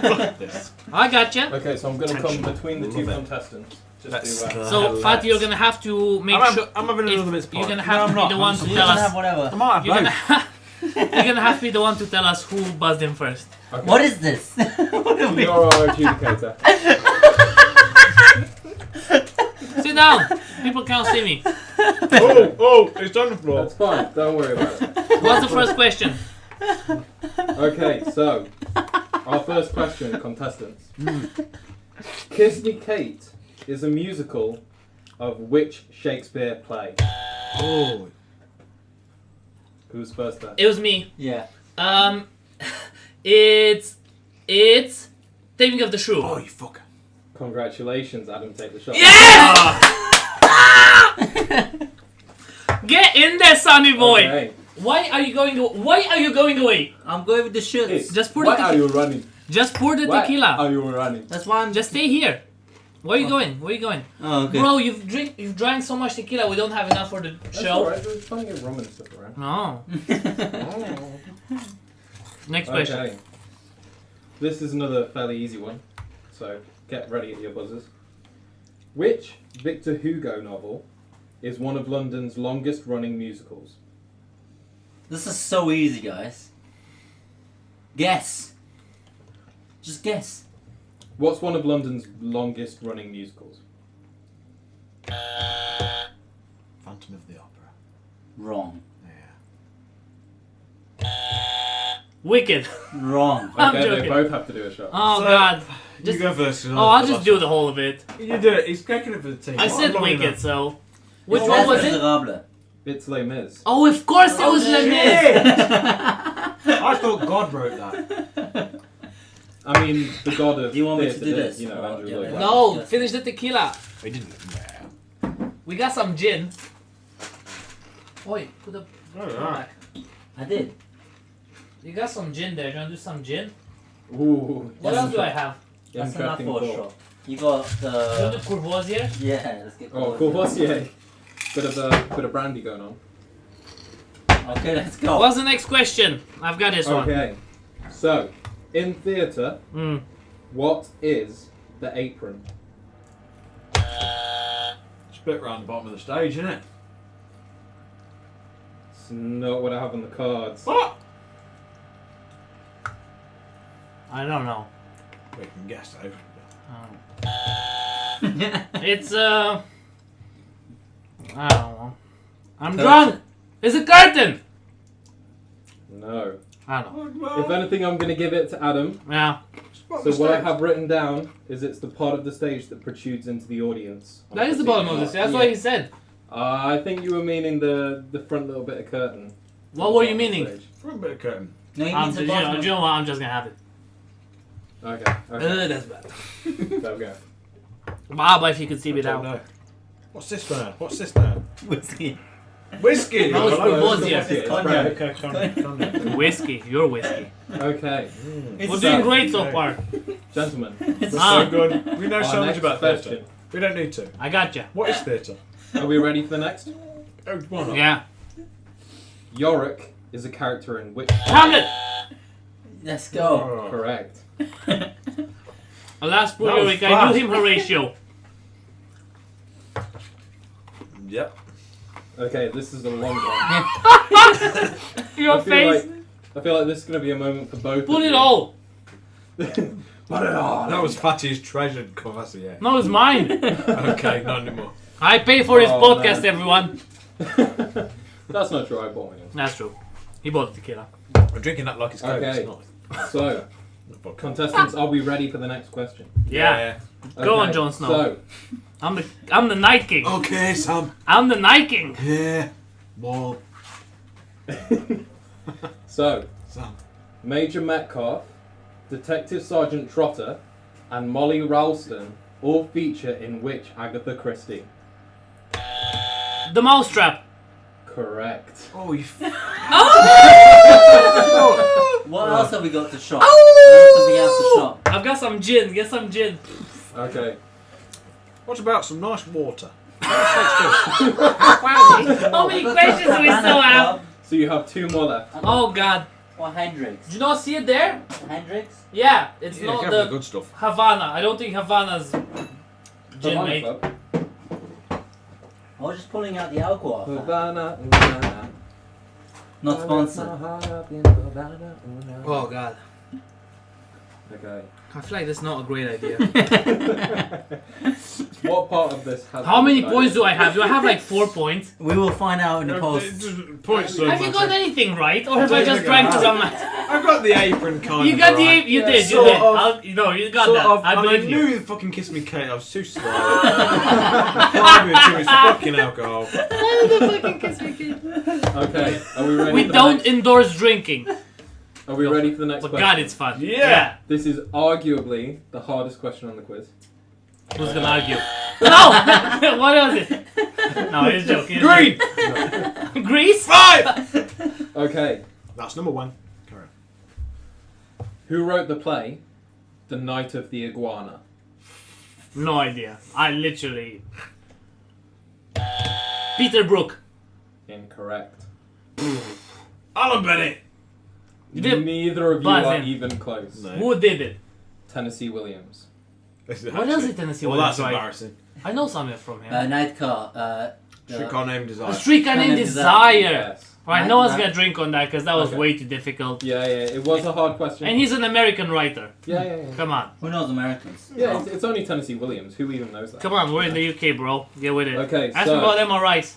Final question. MRIs. Double points. This is the question that does actually have a bonus point. Oh. We haven't done points so So- far. It has a bonus point. Okay. If you get the bonus point as well, the person does have to finish their drink. Oh my word. Okay? Let's not have names. Let's move with it. Or give it their darndest. Darndest. Okay, so the first part will be the main point. Go. The second Just will be the bonus. ask us already. God. What was Derby Theatre originally called? Oh, you. Derby And- Playhouse. And for the bonus point, when did it change its name? I know this. I fucking know this. I think. Go then, go! In Oh shit! No. Can I go? If he doesn't get Okay, it right, okay, you're okay, able okay. to name. in 2004. No way. No. Near, mate. You go. So, hang on. Let me work this out. You have to take that. So you gotta take that shot Wait, regardless. Wait. No. Yeah, yeah, yeah. One. This is Oh, for one. Andy. One. We don't have to down your drink. This is for Andy having to do 3 fingers worth of drink. I thought it was a whole drink. Shush. I You mean, shush. You're our guest. So, I thought it was a whole James drink. Dobb Theatre in. Put them on another gin. Pause, everyone. Just carry on. This is going to take me a while. This is dead air. This is going to take me a while. So. can I get a countdown? Has No, anyone, this was never part of the deal. Has anyone There seen was a Sean the over there. trailer for Detective Pikachu? hang It looks on, really hang on. good. Stop I distracting thought me, Ryan man. Reynolds as Pikachu is a hang on, great hang on. performer, and I think it's going to be the film of our It generation. must have been. Hang on. It must have been 2010. Final answer. 2010? 30 seconds to change your mind. Also, the new Avengers trailer. What's up with Tony Stark in space? Is NASA going to get him, or 2010. what? 2010. Final answer. He already Yeah, asked him. He yeah, didn't get yeah. it. 2009. Oh, you. Oh, sorry. Oh. Just have this. Just have this. No, hang on. You got it wrong as I'll well. have it. Hang on. No. Well, no, I wasn't saying that. But that's okay. Now you have to Oh, finish that was drink as well. absolutely horrible. Wow. So No. do I, but... And that, my friends, has been Theatre Trivia. Trivia. Oh, we did so well at that as well. Oh, great. Let's do that again. Do we have to finish our drinks? No, we've You have to done drink enough. a gulp. What? 3 fingers. Three fingers. Oh man, that gin was absolutely disgusting. Well, I hope you will have fun during Theatre Trivia. Yeah, I loved it. Let's do it again. Why don't we just do a podcast like normal people? Oh, stop Because it. that's not how Alcohol we is do bad for you, children. this. Yeah. Yeah, don't drink. alcohol. Don't drink. It's Right, bad. mince pie. Bad. Hang on, I've had 2 mince pies. I had one. You Oh, I've only had one then. I'm No, having you another one. You're alright. I'm having some Christmas now. Sorry. Oh my god. We've gone off the rails, everyone. Like, fully. This was it. I need some of this gingerbread inside me. Now, Adam, I feel like we're going on to 2 hours by this point, even if we edit it. Like, we've... You can edit it down. No. No, I loved everything. There's a lot of I can't take I love everything. an Nah, we're too lazy for that. Okay. Before we finish this podcast, we wanna And play finish it. poker. Before we finish it, wanna leave it on a good term, on a good ending. You tell the story of your life. No, he's done that. So, Shush. When were you born? when I was at school... No, hey, I've drank too much for this. You take this away. Basically, Adam, what I would like from you would be, I know you have a lot of great casting stories, which you tried to tell me several times, and every single time I said, no, save it for the podcast. So you know what? This is the moment. Tell me all of your I bad, think we're on the podcast. embarrassing... I mean, I've got a shitload. Just give me your top 3 worst experiences Right. at an audition. Okay. So... Okay. I'll work up. Work up the ladder. Okay. So, my first one... the first work up the ladder. What did you say? What did you say, unicorn? No.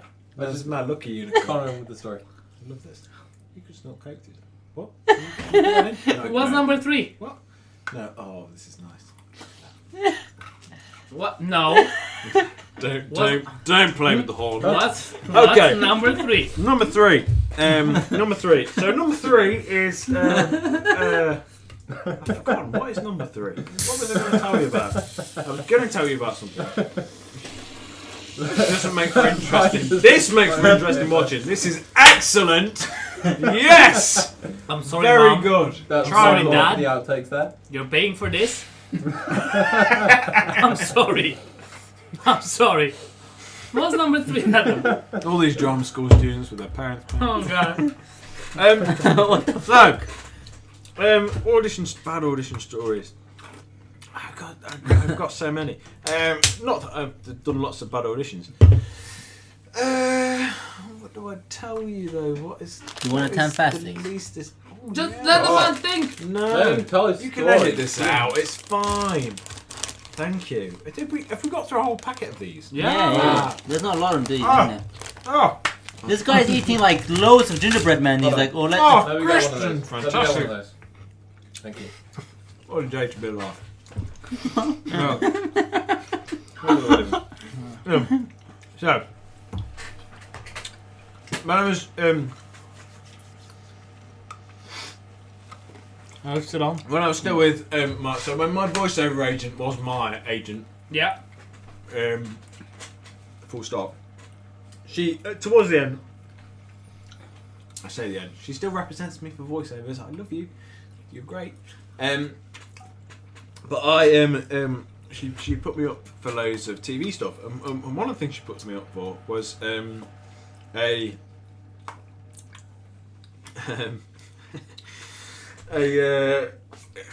was Emmerdale. It was Emmerdale. It was in Leeds. It was Emmerdale, and then the breakdown was a gay rugby player. Now, a gay rugby Right. a player. gay rugby player, right? Okay. And I read the. I can't even remember what the breakdown specifically said, like build wise and all this. But at the time, this may have changed, darlings. I definitely wasn't rugby player stature. I still am not. No. Thank You you, look for great. answering so quickly there. You look great. You're not thick. You're just a slender, good-looking guy. You're not fake. There's no two C's there. I wish I looked like you. I wish. That is, We all do. Oh, your body with that face, that's all. Oh yeah. So you weren't rugby body. Type. all gay, which Yeah. I'm not. You could see that. We've had this You discussion can already. see it, but I'm not like stereotypical. I'm not soap gay. Yeah. I'm not 'Cause they- soap Yeah, gay. yeah. They're You looking need for a certain the stereotype. soaps. They're still in that They're still in the territory of stereotype, needing yeah. it to be very, very obviously very gay. 80s, very 70s. Yeah. Yeah. So Yeah. basically, Very I wasn't a scarf big wearing. butch gay guy, and it's not necessarily a bad audition story. But rather that I turned up and I've never sat in a room full of people that I've never looked more different to the way I look either. So I went and sat down there. I've auditioned for Emmerdale a few times, and there was this weird mix of these massive hench blokes and these guys that were very, very sort of Yeah. stereotypically Classically camp. Yeah. a bit mincy. What the soaps were looking for, basically. And it was the weirdest room I've ever sat in, really, in terms of polar opposites. There were these big butch massive guys and these very guys that were very much, absolutely like that. And I was neither of those things. And I went in and I sort of tried to be both, and it definitely didn't come off. And that's I've got lots more stories like that, ladies and gents. They're really interesting. I've got hundreds of them. That one wasn't that interesting. That's But I've got that one was. but that's great. The fact that your mindset was, we've got some people that hit one criteria and some people that hit the other I criteria. mean, that's and a I hit casting neither. thing, and we should have come on to that, and we said we would. Go for it now if you want to. No, later.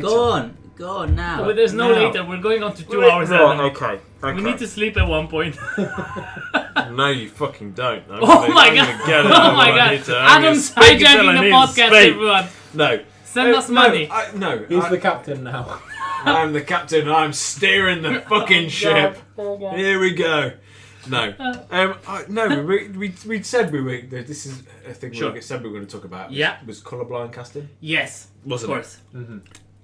Now, ladies and gentlemen, listen up. Hear my whole point. Colourblind casting. It fucking doesn't sit well with me. I fucking hate it.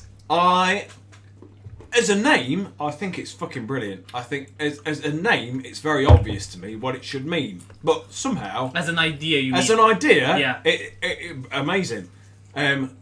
What it's actually become, somehow, I've no idea how it's been misconstrued by whoever it's been misconstrued by. But, like, colourblind casting to me should mean that, okay, right, we look at society and we, as we were saying before, we have this massive range of all these different ethnicities, ages, and all of this. People from all the different backgrounds. It's lovely, it's great, it's fantastic. And that's how society should be. Isn't that right? Yeah. Yeah, exactly. I agree. Yeah, me too. I love it. Yeah. Do you want anything food or? Oh, well. This is such a great, serious point, and we have a unicorn sat next to us to fucking do this. I'm so sorry, everyone. I can apologize. And that's what colourblind casting means to me. That's true. And what it's sort of somehow, strangely, it's ended up becoming that you, and it's very abstract, that you cast someone regardless of their race, and then cast the rest of the play regardless of what you cast that person as. Yeah. Which works as an abstract. If you're doing abstract theatre, that's great. That's amazing. You do whatever the fuck you want because it's abstract theatre, and that's what you should be fucking doing. But you're doing a piece of theatre that is main stage, let's say. You then cast, let's say, the main role as a BAME actor, Black and mixed ethnicity. Is that even the most like up to date acronym that people have come up with? Yeah, BAME is good. You cast that person. For me, then see that as a fucking opportunity.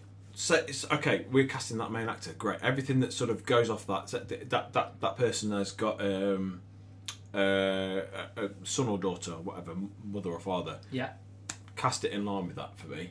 So BAME as well. Yeah. That colourblind casting to me should mean that what actually happens in the casting room is that it's colourblind. If there is nothing in the breakdown, in the makeup of that character that says this character needs to be of Chinese descendancy, adopted, needs to be of white descent, or whatever. If the race doesn't come into if the race doesn't come into the character at all, then what you should be seeing in the casting room is a range of people from all different ethnicities, all different walks of life. Yeah.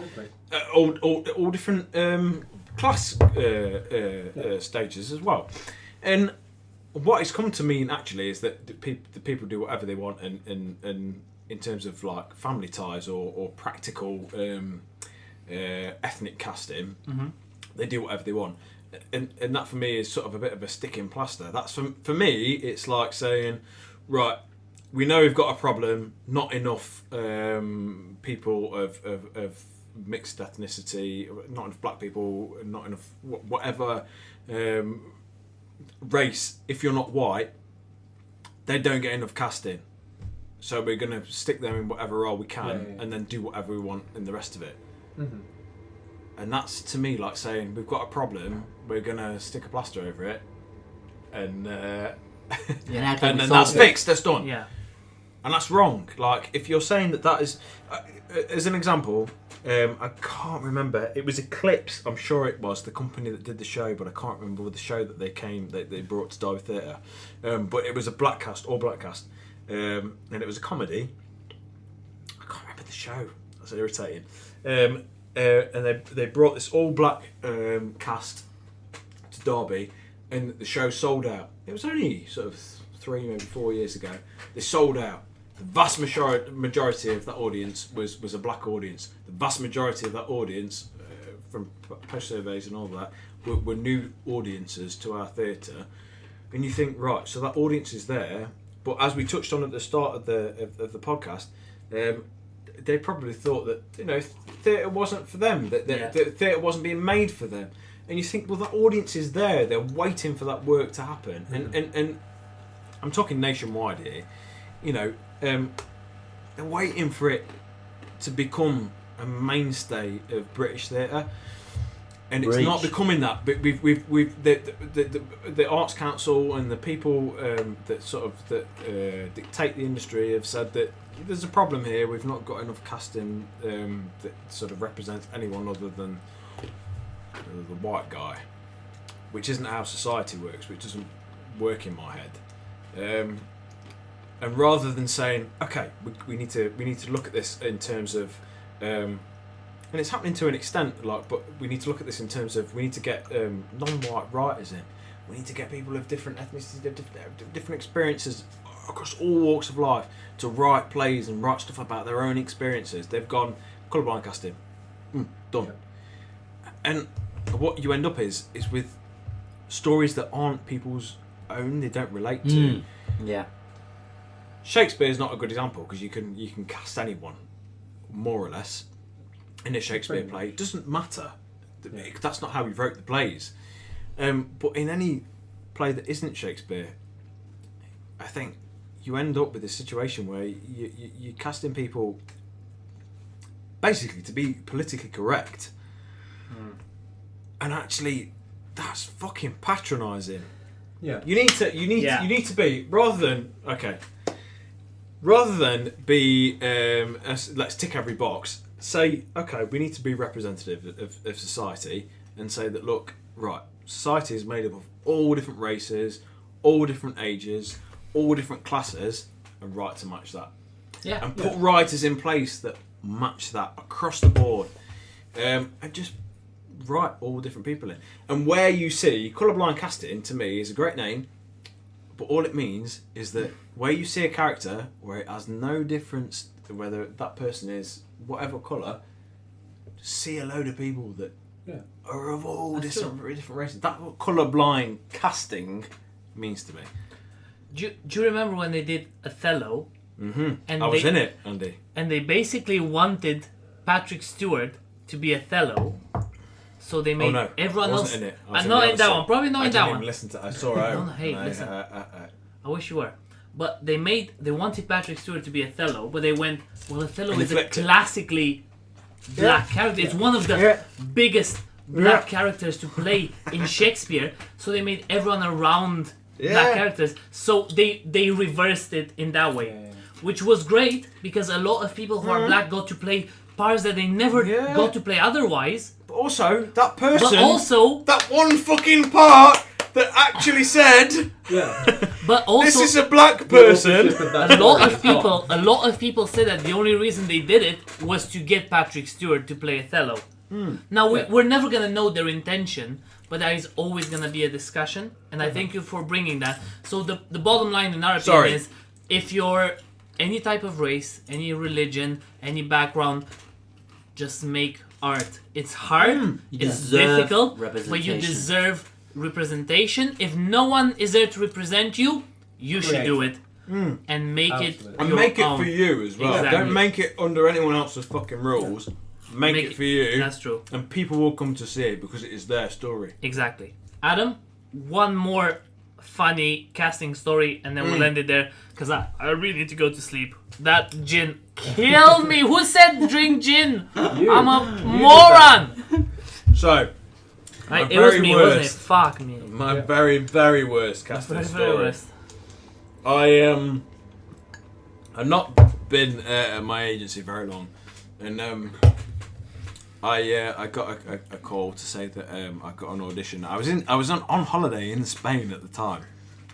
So I was a bit worried about the time on the phone and all that sort of thing, and I got a phone call to say, oh, you've got an audition. It's for Northern Opera. I was like, okay. And my agent went, it's fine. It's not for, it's not a singing part. Because I was like, I can't fucking sing opera. Come on, I can barely sing as it is.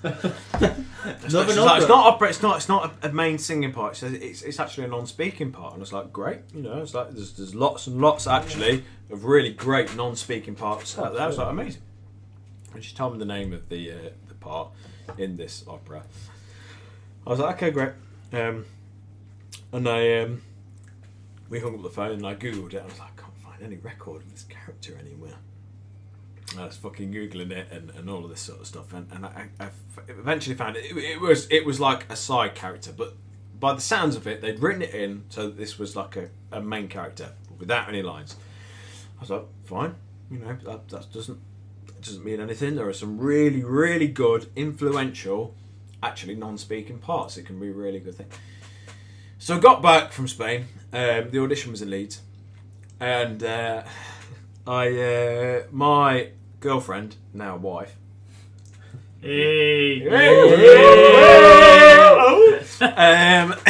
said, "Oh, come up with you. I'll do some shopping. You can go off to your audition, and I'll do some shopping, and then we'll have a drink afterwards." I was like, "Great, amazing, yeah, fantastic." So for whatever reason, we had a curry the night before. The curry didn't agree with me. I'm sure your listeners want to hear this. Yeah. Oh yeah. We got into Leeds station and I was busting for a shit. Not only that, on the way to Leeds, the train had become delayed. Only they'd not told us that it was delayed. They told us as we were arriving at Leeds that we were delayed. So I hadn't even checked. I was just chatting away to my girlfriend, now wife. And as we were arriving, they said, "Oh, I'm sorry for your delay. I hope this has not caused any problems." And I was like, I was unaware it had caused any problems until now, when I was busting for a shit because the courier hadn't agreed with me. I was late now by about 5 minutes to my audition. So we got off the train, and I ran to the toilet first because I needed to. Sure. Yeah. Mm-hmm. And practical man. Enough said about that. And then I ran off into Leeds. No idea where I was going. with my phone going. Eventually, I found the space that I was supposed to be going to. They'd already started because I was late. Yeah. Oh my god! I was late, and but the woman that came down, I got to reception, and she was like, "Okay, we'll phone up." And it was literally, I was there for about 5-10 minutes, and this woman came down to show me up to the audition space. This was on a Saturday, and the woman came down. I was just stood there sweating. I've got a shirt on, I got my shoes on, I got my jeans on, as I always turn up to any audition, in sort of looking smart. She showed me up to the room, and I walked into the room, and there were about 20 people sat there. They were all in 2 rows of chairs, and they put one chair behind everyone else. And I went and sat there, and everyone else was in like jogging bottoms, and I thought, that's okay, you know, I'll dress smartly, you know. I went and sat there. I apologised and everything. I was like, I'm dying. Sat down. Oh no! And as she's talking through this balance, obviously it's an on-speaking part, but you know, it's quite influential, so what we'll do is we'll do the dancing part of the audition first. And I was like, what did you mean? And then we'll do the improvisation second. I was like, fucking dancing? What do you mean? Anyway, so it turned out that it was a dancing part, not an acting part. I hate using the word can't. I'm a really shit dancer. That's better. I'm a really shit dancer. And she said everyone knows the blah blah blah, some sort of dancing move. Don't know. Really shit dancer. Oh my god. And everyone else is like, yes, all in their fucking like 3/4 length fucking bottoms. I can feel the pain. I'm stood there in my fucking jeans and my frigging shirt, and I was the only one. I had to put my fucking hand up. I was like, I don't fucking know it, actually. Sorry, I don't know how to dance that. Anyway, I got paired with this absolutely lovely man. It was Campus Christmas. It was absolutely great, and I really hope he fucking got the part, actually. And she said, you need one of the people to be the woman and one of the people to be the man, to lead. And I said, you be the man, I'll be the woman. And he carried me around the room. It was amazing. Bless. He was huge. He just fucking picked me up and carried me around the room and actually made it look amazing. And he was great. And in fact, we went for a coffee afterwards. And and I really hope he got the part. I can't remember his name. It was really bad. He was great though, and I really hope he got the part. But it doesn't fucking end there. Oh god. Because after that, she was like, right, we'll do the improvisation part of the audition. I was like, fine, thank fuck for that. We've got rid of the dancing part. I can't do that shit. She's like, right, I survived. Yeah, I survived. It was like improvisation. She's like, right, you need to come and present something to the king, because there's this big scene where he comes and presents this thing to the king. I was like, great, I can fucking present the shit out of this. So she said, just find anything you have, like it might be a water bottle, it might be a shoe, it might be whatever. I was like, right. I'd come in my jeans and my t-shirt. I remember what I said. The only thing I'd bought with me, other than the things that I was wearing, was a t-shirt that I got to change into, just in case that I hadn't had time to change into, that I'd used as my sweat rag, because I'd ran across Leeds. Yeah. To present. So I had this fucking sweaty, piss wet through t-shirt. Everyone else had a nice little water bottle, or like a nice little fucking folder or whatever, or a shoe that was fairly dry. I had a piss wet through sweaty t-shirt that I ran through Leeds, had a shit in at the station, that I presented very sheepishly to this man sat in the middle of the room, and he sort of looked at it like, what the fuck is this? And accepted it and went with it. It doesn't fucking end there. Oh my god. Because at the end of the audition, everyone else had filled this form out, right? To say like who their agent was, like what their phone number was, if they were free during these. And I was like, well, fucking fuck that. I'm not going to get this job. I got the job in the end, by the way. I fucking didn't. So I had this form, and she was she was showing everyone else down who had turned up and sat at the front rather than at the back like me. She said, "Right, I'll show you down. Oh, if you could just fill this form out for the judges." And I was like, "Judges, whatever, for the panel." And I was like, "Well, it doesn't really make any difference. I'll rush at this. That's fine, no problem." She gave me this form. She showed everyone else down. I was filling this form out. I gave it to them, and I really apologised for being late because and I explained about the trains, and they were sort of half laughing and half awkwardly thinking, "Get out, you weirdo." And I was putting my shoes on at the time because obviously I'd taken my nice brogues off that I'd been worn to the dance audition. I was putting my shoes on. I'm so sorry, I've been late. The train. Oh yeah, trains. Yeah. Put my brogues on, and handed the form over. Sorry.